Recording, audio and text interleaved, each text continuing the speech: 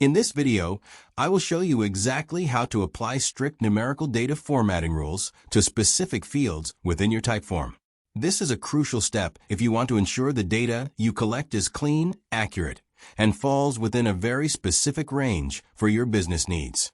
To get started on this process, look over at the left-hand panel and click on the plus button, which is the Add New Question option. Once you open that menu, you need to select the number question type.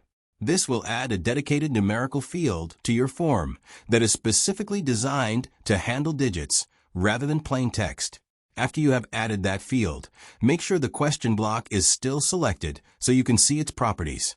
Now, navigate over to the Question Settings panel located on the right side of your screen. This is where the magic happens and where you can really control how people interact with your form.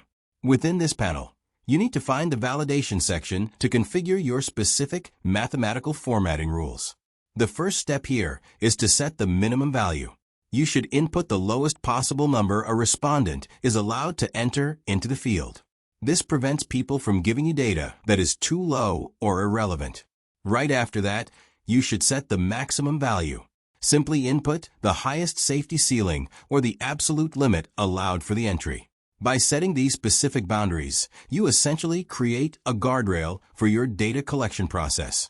This ensures that every single response you receive fits perfectly within your required parameters.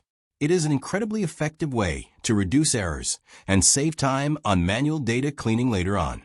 Following these simple steps will help you maintain high data integrity throughout your entire project. Thank you for watching this tutorial on how to master your form validation.